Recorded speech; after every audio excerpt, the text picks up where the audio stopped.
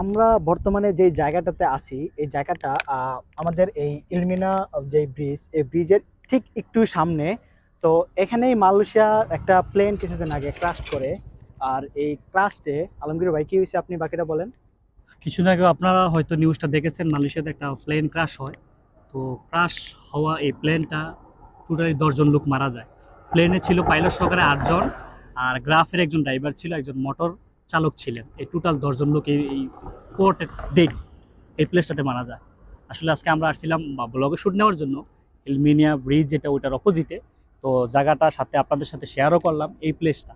এই যে ঘুরে ঘুরে আমরা দেখেন, এই যে প্লেসটা এটা হচ্ছে এখানে কিছুদিন আগে এখনো পুরোপুরিভাবে জায়গাটা রিকভার হয় নাই। এখনো অনেক দেখছেন গন্ধ হয় হ্যাঁ, এই জায়গাটাতে, জায়গাটা মানে পুরা গন্ধ পেন্টিং থাকে। করা হয়েছে, তারপরে এটাতে অন্য একটা স্মেল আসে। কি বলবো আসলে, কখন কি হয় আল্লাহ তাআলা ভালো জানেন। যখন প্লেন ক্রাশ হয়েছে বিষয়টা আমরা দেখার পরে আমরা নিজেরা খুব শখের মধ্যে ছিলাম। তো একটা নিজেদের মধ্যে জানার জন্য বা দেখার জন্য একটা উদ্বুদ্ধ ছিলাম।